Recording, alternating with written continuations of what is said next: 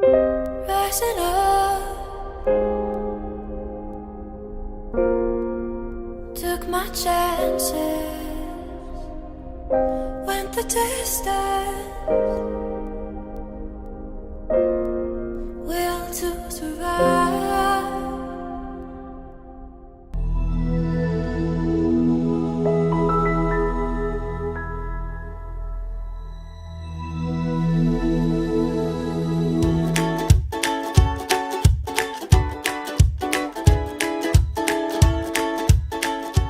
Bonjour à tous, bienvenue pour cette vidéo, la première partie sur nos origines. Cette vidéo faisait partie du premier séminaire que j'ai créé et j'ai à cœur de vous le partager parce que c'était vraiment un moment merveilleux. Je fais des gros bisous aux personnes qui étaient présentes. Et donc pour repartir du départ, nous allons partir de tout part d'un point. J'avais basé mon séminaire sur différents points de vue. Donc ce n'est pas que le mien, j'ai survolé un peu plein d'enseignements. Et donc il y aura, en tout cas dans cette partie sur les origines, je crois qu'il y aura 2 ou 3 vidéos qui sont extraites de mon séminaire, ainsi que sur la partie sur Dieu après. Et il y aura des points de vue qui peuvent sembler parfois contradictoires, mais que je trouve intéressants. L'homme, à un certain moment de son évolution, est obligé au niveau de son ego de remplacer ce qu'il croit, ce qu'il sait, ce qu'il veut, ce qu'il désire par rien. Et lorsque l'homme remplace ceci par rien, il lui est donné en retour tout, c'est-à-dire qu'il lui est donné en retour la capacité de connaître, de savoir, sans pouvoir souffrir de ce qu'il sait. Bernard de Montréal. Le temps zéro, au commencement. Il y a des lignes de vie, nos éventuelles lignes de vie parallèles, des lignes de temps chronologiques ou figées. C'est un petit peu le bordel pour comprendre tout ça, mais on va y venir petit à petit. Au point zéro, au point primordial, il y a tout en substance. C'est ensuite que ça va se compliquer, en fonction des intersections que l'on va prendre pour évoluer, dès lors que le temps va être créé pour permettre l'expérience. Donc dans la dimension zéro, il n'y a pas de temps. Et vous verrez dans d'autres chapitres qu'en fonction des dimensions, le temps varie. Le temps zéro, à l'aube de l'univers. Plongeons ensemble dans les mystères de ce fameux temps zéro, cet instant primordial qui a donné naissance à notre univers. Ce voyage cosmique nous emmènera aux confins de la physique, là où les lois connues s'effacent et où l'inconnu règne en maître. Préparez-vous à questionner vos perceptions du temps et de l'espace, car nous sommes sur le point d'explorer les secrets les plus profonds de notre existence. Et je voudrais parler que le point zéro, c'est pas le point du Big Bang qui a créé l'univers. Je pense que le point zéro, en tout cas pour moi, c'est le point avant. C'est le point même avant que Dieu s'explose en milliards de particules. L'énigme du temps zéro, un concept insaisissable. Le temps zéro défie notre compréhension, échappant au cadre conventionnel de la physique, ça on s'en doute. Au-delà des lois connues, les théories actuelles s'effondrent face à cet instant primordial, nous laissant dans un brouillard théorique fascinant. Une frontière de la connaissance. Explorer le temps zéro, c'est repousser les limites de notre savoir sur l'univers et son origine. Les théories du temps primordial. La singularité initiale. Une densité et une température infinie défiant toute description mathématique conventionnelle. Une expansion fulgurante de l'univers dans ses premières fractions de seconde, façonnant sa structure actuelle. La théorie des cordes, un univers multidimensionnel où le temps émerge comme une propriété émergente de dimensions supplémentaires. On va en parler un petit peu aussi.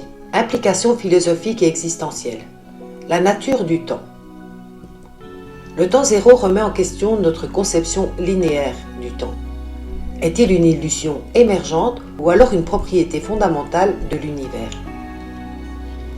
L'origine de tout. Comprendre le temps zéro pourrait nous éclairer sur la nature même de l'existence et sur notre place dans le cosmos. Il y avait une phrase d'ailleurs d'Arkady Petrov que Dieu lui avait dit, c'est avant que tu sois, tu étais. Donc dans l'idée que quelque part, il a toujours été là, on a toujours été là, et c'est comme si ce temps zéro avait donné une impulsion pour expérimenter quelque chose dans des dimensions et dans de la matière, mais que dès le départ, en fait, on était déjà là. Et ça, je pense que c'est fondamental à comprendre. En tout cas, moi, c'est vraiment ce que je comprends. Les limites de la connaissance. Serons-nous un jour capables de percer les mystères du temps zéro, ou certaines vérités resteront-elles à jamais hors de portée? Et comme on a vu dans d'autres vidéos, ou alors, non, on va le voir dans notamment le Codex d'Elohim, l'univers est mental, et donc on a déjà tout en nous en fait. Les premières réflexions autour du temps sont apparues chez les Grecs de l'Antiquité. Ils ont ainsi défini 3 types de temps. Chronos, c'est le temps physique, celui que nous mesurons chronologiquement, c'est le temps ordinaire. Kéros, contrairement à Chronos, le temps Kéros n'est pas linéaire, il est qualitatif. C'est le temps entre. Il ne se mesure pas, il est immatériel et se ressent. C'est une autre dimension du temps qui crée de la profondeur dans l'instant. Le Kéros est donc le temps T, qui est le temps de l'opportunité.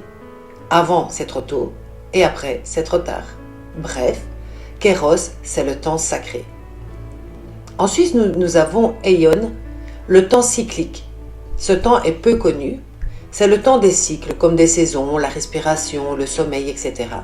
Il n'a pas de borne et peut également signifier la destinée, l'âge, la génération ou l'éternité. Un cycle Aion Créos et Aion Kéros.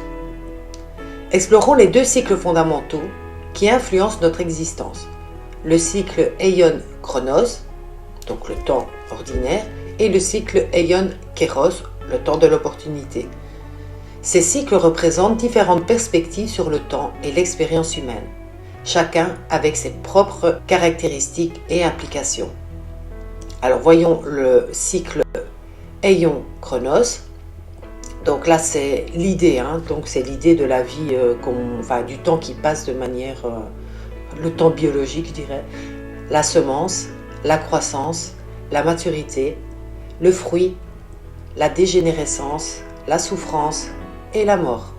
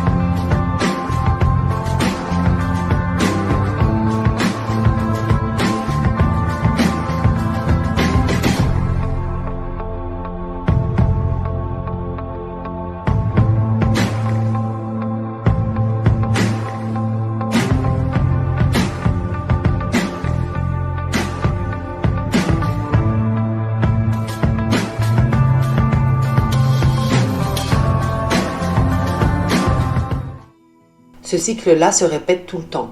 C'est un cycle naturel, respecté par les saisons, la nature, la nuit et le jour. L'accélération du monde moderne, le monde en 2025. Tout se passait avant de façon plus ou moins normale, si ce n'est qu'aujourd'hui, le monde tourne beaucoup plus vite qu'il y a 50 ans. On a une impression de vivre 16 heures par jour au lieu de 24, et je dirais même moins que 16 heures. Les facteurs d'accélération, on les retrouve un peu dans tout, dans le transport, les communications, et surtout la technologie galopante. Je dirais depuis les années de Roswell, les années 40, 50, mais surtout aussi, visiblement en tout cas depuis les années 70. Les effets de l'accélération, centrifugation. Nous sommes comme centrifugés. Nos aspirations, nos projets peuvent se réaliser beaucoup plus vite. Mais nos peurs également sont augmentées. Ces peurs qui vont nous rigidifier et nous isoler du monde environnant, et donc de notre propre potentiel. Résultat, un rétrécissement, cycle après cycle, une sorte d'emprisonnement, lentement mais sûrement dans nos peurs, dans nos conditionnements, nos croyances et dans notre zone de confort. Alors, le cycle Aion-Kéros, l'épanouissement, le questionnement, la recherche, donc la plongée en soi, la découverte, l'initiation et l'épanouissement. À aucun moment, il n'y a eu souffrance ou mort, ce qui posait problème dans le cycle Chronos. Les avantages de ce cycle après cycle, il y a une ouverture, un agrandissement, un élargissement de son expérience. Chaque fois, on récolte la grâce de tout ce qu'on a accompli. Car il y a eu initiation, pas de retour en arrière possible. À chaque fois que vous évoluez, vous ne pouvez pas redescendre d'un palier. Ce que vous savez, vous ne pouvez pas, peut-être à moins d'avoir Alzheimer, mais encore, vous ne pouvez pas vous dire non, je ne savais pas. Chaque fois que vous avez appris quelque chose, eh bien, ça fait partie de votre nouveau quotidien, votre nouvelle version de vous. L'attitude et découverte en soi. Libération de nos prisons, de nos peurs et de nos croyances limitantes. Une attitude systémique de découverte en soi. Toujours le besoin d'aller plus profondément à l'intérieur de soi et pour ça, se questionner à chaque fois. Conclusion, on peut choisir son cycle. Soit le premier cycle Aion-Chronos, un cycle naturel mais potentiellement limitant, quelque part c'est ce que l'on vit, c'est ce que l'on voit dans un monde moderne qui est hyper accéléré. Ou alors, Aion-Kéros, une approche favorisant l'épanouissement continu et la libération des limitations. Et vous verrez que la sensation du temps peut être différente, je vous expliquerai tout ça dans la suite du séminaire. En adoptant une attitude de découverte en soi face au questionnement, nous pouvons choisir de vivre selon le cycle 1 ou le cycle 2. Et le cycle 2, Aion-Kéros, donc favorise notre croissance personnelle et notre épanouissement. Alors voici le lien avec l'arbre de vie. Le premier temps, Chronos, est lié au premier niveau de conscience, le conditionnement. Donc comme on peut voir là, la Terre tout en bas, puis la Lune, ensuite Vénus et Mercure. La deuxième étape, donc le deuxième temps, Kéros, est lié au deuxième niveau de la conscience, le libre arbitre. Et là, c'est au milieu Tiferet, le Soleil, puis Mars et Jupiter. Et le troisième temps, Aion, il est lié au troisième niveau de la conscience de soi. Et là, vous pouvez voir, là où il y a la connaissance, donc là, c'est la planète d'Ath, c'est l'endroit où on passe, comme Roman nous disait, avec le chat d'une aiguille. On arrive, il faut vraiment être hyper purifié pour pouvoir atteindre les niveaux de Saturne, Uranus et Neptune. Et Neptune, donc au-dessus, c'est Keter. Donc ça, c'est vraiment l'accomplissement. Et c'est un peu l'idée de, on vient d'en haut, on expérimente, et puis en fait, on revient. Et vous verrez que dans le livre d'Urantia, on parle aussi de ça. Donc on va et à ce mouvement de vie vers tous les niveaux possibles et toutes les dimensions pour retourner ensuite vers la source. Revenons encore une fois au ballon. Selon la théorie du Big Bang, il était une fois notre univers qui a commencé à s'étendre, à se gonfler comme un ballon. Mais tôt ou tard, il se mettra à se dégonfler de nouveau. L'univers commencera à rétrécir et retournera à l'état de singularité cosmique. Et puis devine quoi? Ce sera le Big Bang 2. Rien n'apparaît de nulle part et ne disparaît nulle part non plus. Selon la théorie de Bojewald, le début de chaque univers est la fin du précédent.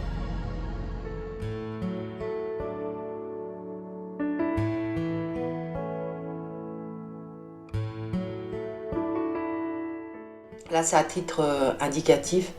Je vous ai mis toutes les planètes, les significations, les archanges et les chakras qui sont associés au Séphira. Alors, le futur entre Chronos et Kéros. Donc, on part de l'idée que le futur est déjà réalisé. Donc, ça vient de Philippe Guimand. Lui, il part de l'idée que le futur est déjà réalisé et qu'en potentiel, ça c'est aussi repris par Vadim Zeland et par d'autres personnes, tout est en potentiel déjà réalisé et on va bifurquer en fait vers des lignes selon nos choix de vie. Donc on part de l'idée que le futur est déjà réalisé, mais qu'il peut en permanence changer, à la manière de la trajectoire d'un GPS qui peut changer de deux manières. 1. La trajectoire d'un GPS qui va explorer et tracer tout le champ des possibles, décrit par le multivers dans notre futur proche. Donc c'est comme je vous disais, toutes les probabilités, toutes les possibilités de vie quelque part font déjà partie quelque part d'un champ informationnel et en fonction des kéros, donc en fonction des temps de l'opportunité, on peut bifurquer d'un chemin vers un autre et aller vers un chemin plus adapté au bonheur. En moyenne, nous avons affaire à un multivers de possibilités simultanées. On conçoit ainsi notre futur comme étant un futur qui sera réellement programmé pour être vécu. Donc là, on n'est pas impuissant face à ce qui nous arrive, on pilote, ce qui rejoint aussi Grabovoi. L'évolution programmée, c'est notre futur actuel. Donc, c'est ce qui est déjà prévu avant qu'on décide d'être dans le kéros et de choisir d'autres opportunités pour bifurquer. Chronos est donc le temps ordinaire, celui qui nous fait parcourir la trajectoire d'un GPS sans le changer. Je mets l'adresse et hop, ding ding, il m'amène là-bas. Et dans ce sens-là, on a perdu de vue l'information de qui on est. Et par contre, dans Kéros, le temps de l'opportunité, donc c'est ce fameux nouveau temps, l'évolution de l'évolution programmée se passe par un autre temps. Et la trajectoire donc de notre GPS peut changer au cours de ce nouveau temps. Bien sûr, ça n'aurait pas de sens de dire qu'elle change au cours de ce temps-ci parce qu'on retomberait dans une espèce de déterminisme qui supprimera d'ailleurs le multivers. Le choix au rond-point, Kéros est donc le temps de l'opportunité et effectivement, pourquoi l'opportunité? Parce que si on veut changer la trajectoire d'un GPS, ce n'est pas à n'importe quel moment que ça se produit. Il y a le moment juste. Prenons l'image du GPS routier. Si on veut changer notre trajectoire, c'est au moment où on se trouve sur un rond-point, une intersection. On a alors le choix de rester sur la route de Chronos, le bus qui conduit tout le monde au même endroit, on pourrait dire le monde de l'IA qu'on est en train de nous servir sur un plateau, ou de prendre sa petite voiture, se laisser guider par son âme, et là on apercevra la synchronicité qui nous fera tourner à gauche ou à droite au lieu d'aller tout droit, ou vice-versa. La réincarnation à travers le temps. La réincarnation transcende les limites temporelles. Elle implique des incarnations simultanées dans toutes les périodes. Notre supraconscience ou notre âme possède une multitude de vies. Il y aurait à la fois des incarnations simultanées dans toutes les périodes de temps. Donc c'est comme si je vis maintenant et en même temps que maintenant, j'ai d'autres moi qui sont dans d'autres dimensions ou dans d'autres périodes de temps en même temps. Et aussi de la réincarnation dans toutes les périodes de temps. Donc par exemple, moi je suis ici et plus tard je serai ailleurs, avant j'étais ailleurs. Le fait que ça se passe dans le futur avant de se passer dans le passé ou l'inverse ne pose pas le moindre problème, puisque la flexibilité de l'univers, même de notre espace-temps, donc notre espace-temps qui est plié, permet de concevoir tout à fait une évolution progressive des lignes de temps. Et donc il est tout à fait cohérent d'imaginer que nous avons une supraconscience, donc une âme, il y en a qui disent supraconscience ou moi supérieur ou une âme source, je vais dire un genre de monade, qui possède une multitude de vies qui constituent sa richesse spirituelle. L'au-delà serait le rassemblement de tout ce qui a été recyclé à travers l'éternité. On le sait, les trous noirs conservent l'information. La richesse de l'expérience accumulée forme une structure vibratoire essentielle qui est cruciale pour une vie après la mort épanouie. Il est possible d'imaginer que l'évolution continue de manière harmonieuse de l'autre côté. D'ailleurs, il y a beaucoup de témoignages en ce sens, dans un ordre maximal. L'au-delà est l'évolution spirituelle. Le recyclage éternel, comme on l'a dit, l'au-delà pourrait rassembler tout ce qui a été recyclé à travers l'éternité, et les trous noirs conservant l'information. L'expérience accumulée forme une structure vibratoire essentielle pour une vie après la mort épanouie. Et l'évolution se poursuit harmonieusement de l'autre côté, dans un état d'ordre maximal. Et voici un petit texte qui provient des lettres du Christ. Voyez ce tronc énorme, ses branches et son feuillage. Toute cette énorme croissance est sortie d'une petite graine. Comment une telle chose a-t-elle pu arriver? D'où est venu tout le bois de l'arbre et le feuillage qui l'orne? N'est-ce pas un miracle aussi grand que les miracles que j'exécute pour vous jour après jour? La croissance de cet arbre n'est-elle pas autant le travail du Père que la guérison qui a lieu dans les gens qui sont malades? Je vous le demande, qu'est-ce qu'une graine? Pouvez-vous me le dire? Non, vous ne le pouvez pas. Mais je vous le dirai. C'est une minuscule entité de connaissance de la conscience. C'est la connaissance de la conscience de ce qu'il adviendra. C'est un fragment de conscience tiré de la conscience créatrice divine.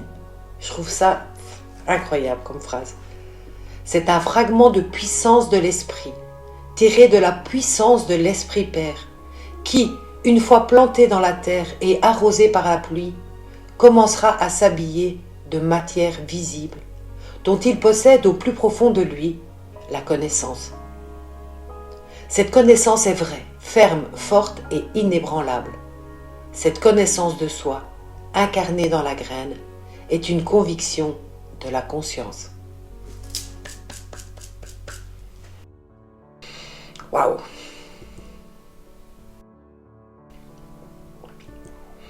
Alors, ici on pourrait dire que nous sommes dans notre vie actuelle. Là, il y a les vies passées. Donc si on part d'un point de vue linéaire, avant de nous incarner dans cette existence, nous avons tous eu de nombreuses autres incarnations sur d'autres terres, sur d'autres planètes, dans d'autres dimensions. Et on va commencer donc ici ce séminaire en se souvenant de qui l'on est à partir de notre premier berceau. Donc c'est-à-dire l'unité, le tout, le rien, l'absolu, Dieu, la conscience. Et ensuite la création de notre âme, l'atome germe de nous. Nous allons maintenant essayer de comprendre ce point initial, ce qu'il est par rapport aux connaissances et aux dimensions. Et ensuite, nous ferons un exercice, même plusieurs. La source originelle. Tout d'abord, il faut comprendre qu'avant le commencement, tout existait déjà. C'est pour ça que je vous parle du point primordial. La création et les créatures, le concept de fils, existaient déjà au niveau informationnel. Le fils est la fractale de l'un, donc tout est holofractographique. C'est la fractale de Dieu lui-même, on le verra, et c'est la fractale du zéro. Qui a vu le Fils a vu le Père. Tout est holographique. Ce qui est en haut est comme ce qui est en bas. Les anciens savaient, du moins la civilisation originelle, chaque sphère, chaque principe du cosmos a sa note, son son, sa vibration. Les compositions sont à l'origine non pas de simples mélodies, mais des ordres prédéfinis et spécifiques à la manifestation souhaitée, qu'elle soit éthérique, matérielle ou spirituelle, plus lumineuse. Alors, la vraie révélation, c'est que nous sommes tous un, bien sûr, mais avant ce un, il y a le zéro. Et nous sommes antérieurs au un, antérieurs à la conscience, au monde. Notre demeure ultime est notre première demeure, c'est-à-dire le néant, ce qui signifie qui n'est pas né, qui n'est pas seulement le rien, mais qui contient le tout. C'est à l'amour et la sagesse, le reste ne fait que passer. Les êtres humains incarnés actuellement, donc pas les PO, sont le cœur de la création, c'est-à-dire l'origine et la fin de l'histoire.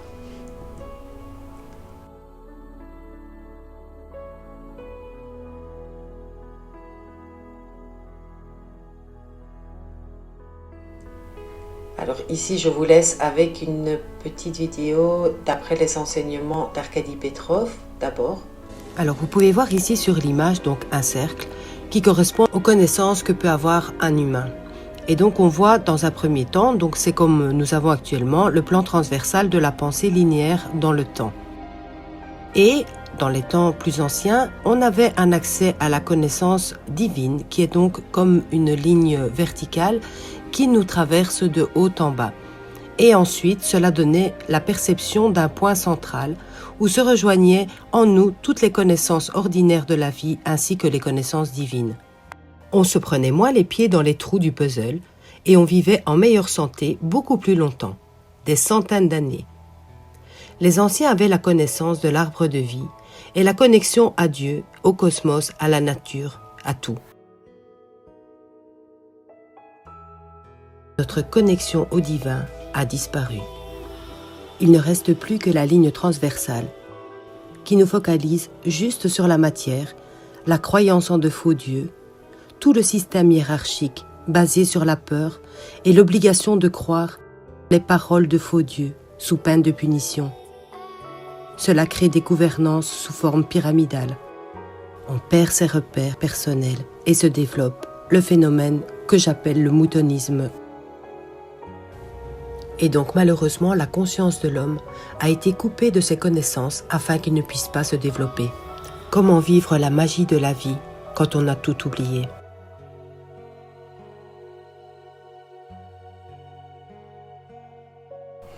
Il n'y a pas de séparation entre la matière et l'esprit. Tout ce qu'il y a entre la matière et l'esprit, ce sont différents plans vibratoires qui occupent différents espaces-temps, donc qui créent, de par cette occupation, différents mondes, différents systèmes. Lumineuse. Pour comprendre le point, il faut comprendre les dimensions. Et voici des excellentes vidéos de Mathias De Stefano. Les dimensions sont une perspective de la réalité. Pour comprendre le point, il faut comprendre les dimensions. Et voici des excellentes vidéos de Mathias De Stefano. Les dimensions sont une perspective de la réalité. Il est important que chaque être humain comprenne toutes les dimensions, parce qu'on vit dans chacune d'entre elles. On ne se trouve pas seulement dans une dimension. On croyait autrefois qu'on vivait dans la troisième dimension. Mais en fait, on vit dans chacune d'entre elles. Les dimensions ne sont pas qu'un endroit où tu vas quand ta conscience les perçoit. C'est une perspective que tu as de la réalité. La réalité n'est qu'une chose, ce n'est qu'une dimension. Ce n'est qu'une vérité. Mais cette unique vérité a plusieurs façons d'être perçue. Donc, tout comme beaucoup d'êtres peuvent percevoir cette unique vérité, on peut avoir plus de perspectives pour améliorer cette vérité. Il existe au moins 9 dimensions, représentant la base de notre réalité. Aujourd'hui, on est seulement capable de percevoir la troisième dimension, de ressentir la troisième dimension. Mais on vit en fait dans beaucoup d'entre elles. La perspective d'une réalité change à partir du point d'où on la regarde. La première chose que j'ai apprise sur cette planète à propos des dimensions, c'est qu'elles ne sont que des perspectives différentes d'une unique vérité. On nous apprend que la vérité est comme une sphère. On ne peut pas la saisir en entier. On ne peut en voir qu'une partie. La perspective de cette vérité change en fonction d'où on la regarde. Quand on commence à comprendre les dimensions, on comprend que la seule dimension qui existe est la première. Que la première contient toutes les réalités et toutes les perspectives. La première dimension n'est qu'un point au cœur de la sphère. On réalise que le but n'est pas de chercher cette vérité. Le but est d'aller au cœur de la planète. De là, on peut percevoir toutes les perspectives à partir d'un seul point. Notre but dans la réalité est de vivre chaque dimension, pas de se projeter dans ces dimensions, mais de comprendre qu'elles ne sont toutes qu'une perspective de la première, qui est l'unité. L'esprit n'est que le processus qui permet de comprendre la réalité. Je vous conseille vraiment cette série sur Gaïa avec Mathias de Stefano. Personnellement, j'ai adoré. Nous avons présenté le premier modèle, ce que nous pourrions appeler la première lettre dans le langage de la géométrie sacrée, qui était le point au centre du cercle. Le point au centre représente la passerelle de la dimension 0 vers le plan divin. Le point au centre est appelé la singularité en physique. C'est le champ unifié où tout ne fait qu'un. Le point s'étend ensuite vers l'extérieur pour créer un cercle ou une sphère en 3 dimensions. Cette sphère est le contenant pour matérialiser le monde physique. Dans le dernier épisode, nous avons vu que le point au centre du cercle ou de la sphère est le secret pour activer n'importe quel centre énergétique du corps humain. Vous avez appris comment utiliser ce modèle énergétique pour activer la grotte de Brahma au centre de votre tête, ce qui génère ensuite la sphère lumineuse de la conscience activée autour de votre tête. Nous avons également vu à travers la biogéométrie égyptienne moderne les formes géométriques qui résonnent avec des niveaux spécifiques de manifestation, qui sont les plans de la création. Le point de dimension 0, le point central, est la porte d'entrée du plan divin. Le cercle ou la sphère est le contenant du plan physique.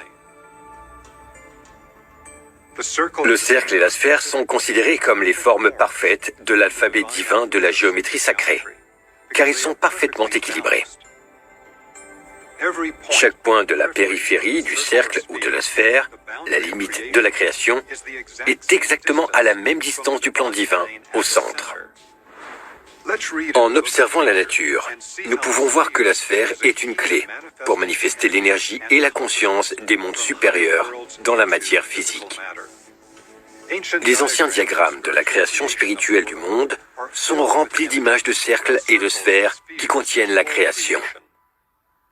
Nous percevons la réalité physique parce que nous possédons la sphère de notre œil. Toute notre technologie actuelle est basée sur l'énergie électromagnétique, que l'on considère généralement comme des ondes bidimensionnelles. Mais de nouvelles recherches montrent que plutôt que des ondes sinusoïdales plates, l'énergie électromagnétique serait en réalité constituée de sphères tridimensionnelles. Encore super intéressant tout ça. C'est aussi sur la chaîne Gaïa. Là, c'est un autre registre, donc c'est avec Cyril sur la source féminine. Voilà, donc c'est ce qu'il dit, hein. Le Dieu des religions, le Dieu qu'on vous explique dans les religions, l'énergie primordiale, ce n'est pas les dieux dont on vous parle dans les différents courants de pensée détournés des écrits. L'énergie, là je parle de l'énergie primordiale, l'essence de la substance divine n'est pas a father, n'est pas un père. C'est une mère, forcément. D'accord? Du féminin vient le masculin. Donc l'énergie est forcément, l'émanation elle-même est une énergie féminine. Depuis l'espace non manifesté, le souffle de l'esprit manifestera toutes les couleurs de la vie et de l'arc-en-ciel de la création, au nom du salut et de la résurrection humaine. La résurrection, c'est naître de nouveau.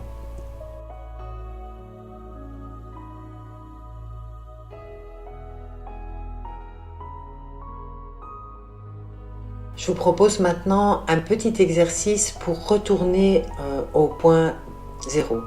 Donc je vais vous expliquer un peu en quoi consiste cet exercice. Donc d'abord, à votre avis, dans quoi est encodé votre point au sein de votre corps? Où est ce point de connaissance? En fait, il est dans votre ADN.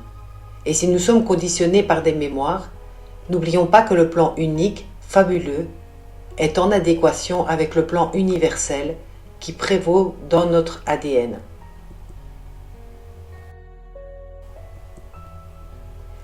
Donc on va faire un exercice, mais d'abord voici quelques explications. Le premier travail avec le point, c'est de se concentrer sur un point noir, qui est dessiné sur une page blanche. La page blanche, c'est la lumière blanche. Le point noir, c'est la lumière absolue, la lumière divine. Tout commence par ce point dessiné. Après, sous l'action de la lumière, le point va commencer à se multiplier. Il y aura des projections de ce point, mais il faudra toujours continuer à se concentrer sur ce premier point noir. Il s'agit de focaliser l'information de l'esprit. Observez vos yeux. La partie extérieure de l'œil est blanche et le centre, l'iris, est noir. Ici, c'est pareil. Il y a le blanc et le noir.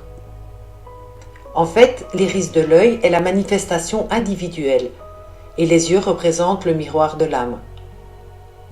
Souvent, quand vous regardez quelqu'un dans les yeux, vous pouvez vraiment ressentir ce qui se passe chez la personne. Il y a réellement des émanations d'informations. L'œil, en tant que sphère, contient l'information de la lumière et l'image. Toutes les informations se transforment en ce point et deviennent des signaux électriques captés par le cerveau. Alors, comment comprendre l'origine de tout ce qui a été créé? L'absolu crée tout à partir d'un seul point. C'est pour cela qu'Arkady Petrov a dit « Qui comprend le point comprendra tout le reste ». Comment percevez-vous cela, vous, dans votre conscience? Est-ce que cette information vous paraît compliquée? Si vous voulez, mettez sur pause et notez ce qui vous passe par la tête. Qu'est-ce que vous ressentez par rapport au fait que toute l'information provient d'un point, d'une graine, d'un petit bout? Pour votre âme, en fait, ce n'est pas du tout compliqué. Mais pour votre intellect, là, c'est très compliqué, car il ne sait généralement pas comment opérer avec des valeurs illimitées.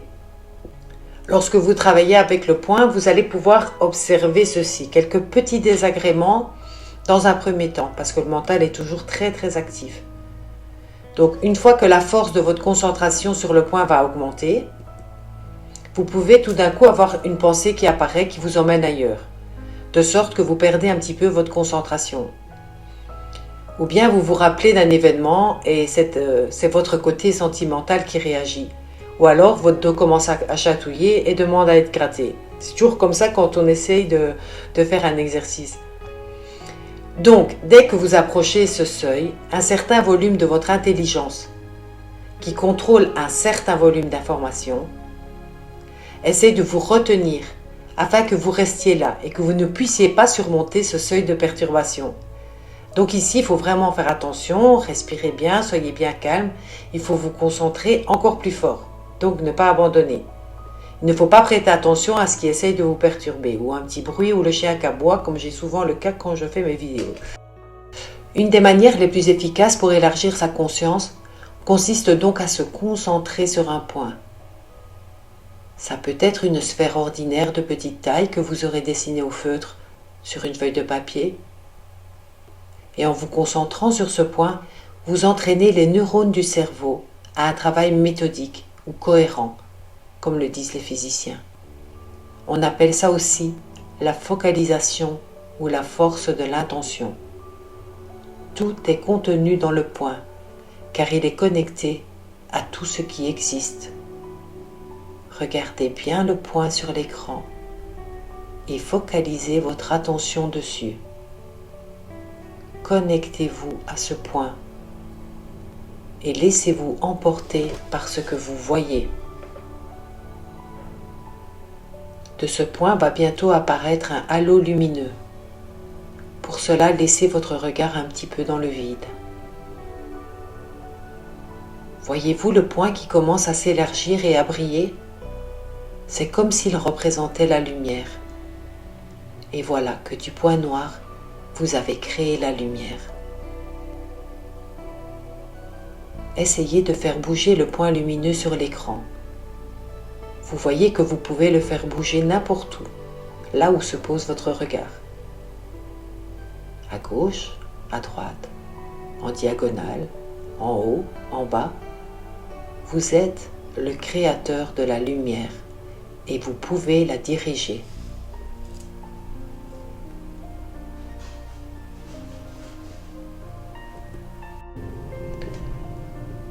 On va aller encore plus loin.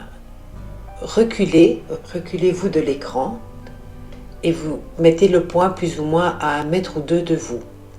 Et vous pouvez voir que tout l'espace autour de ce point va devenir très mobile, très fluide autour. Que ce soit les murs, les objets.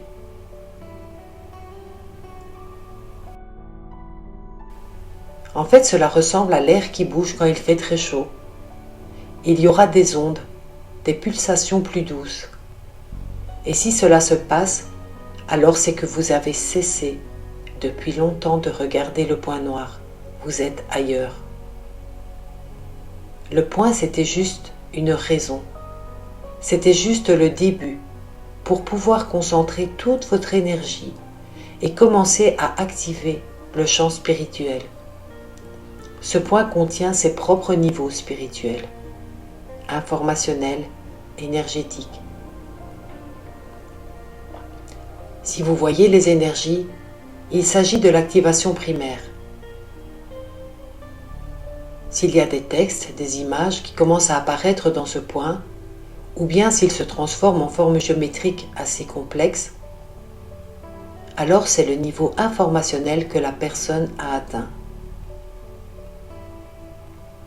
Si vous ressentez que votre état spirituel change, alors vous êtes en train de travailler au niveau de vos perceptions spirituelles. Le point noir est le plus puissant, c'est la couleur de l'absolu. Alors on va passer à l'exercice numéro 2.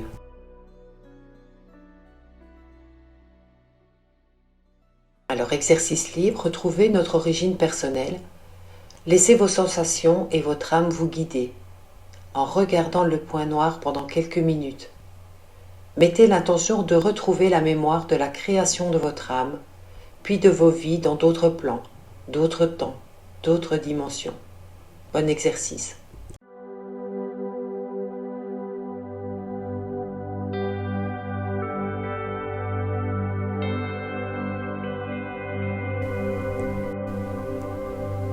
Libérez votre mental et laissez parler votre âme. Posez juste l'intention de retourner au moment où votre âme individuelle a été créée.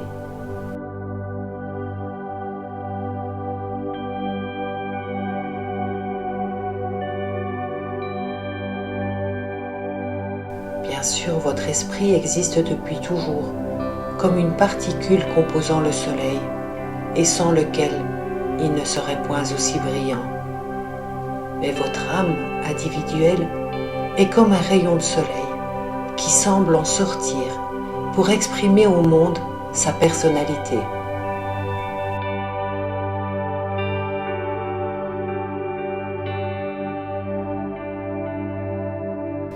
Pensez à cet instant où votre âme a été créée. Ce moment important, petit à petit, va apparaître.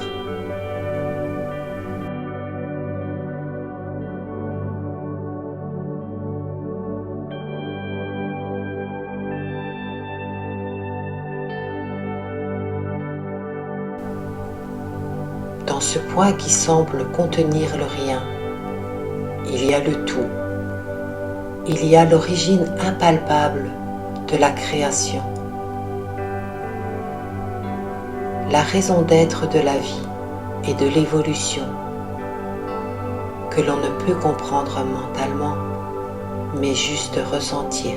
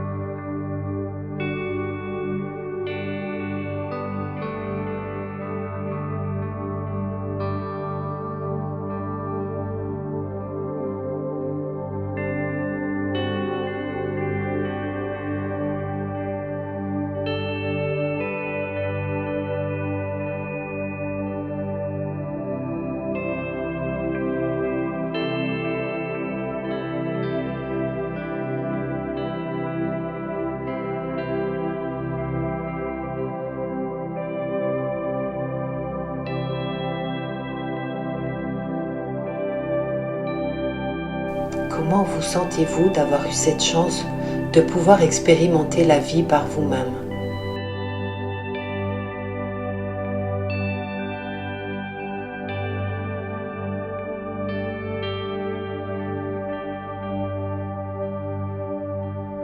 Pensez maintenant à une situation que vous vivez et laissez votre lumière intérieure vous transmettre les idées créatives pour manifester aujourd'hui et pour le futur lointain tous vos rêves.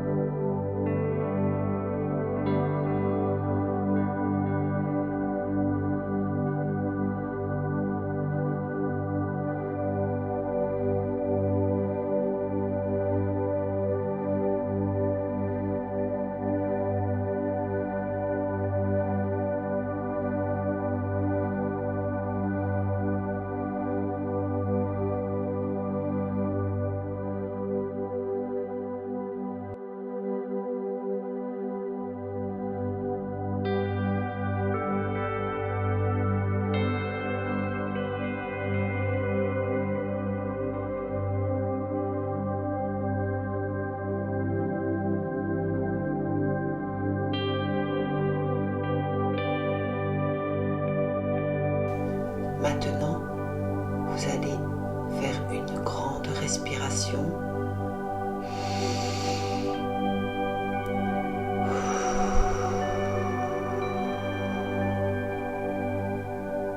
Et doucement, palier par palier, remonter.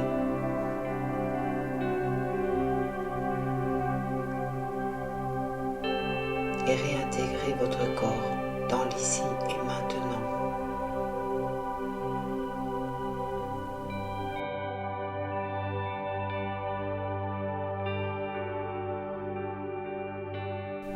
Vous pouvez rouvrir les yeux. Cette vidéo est terminée. N'hésitez pas à refaire l'exercice. Je vous embrasse et à bientôt.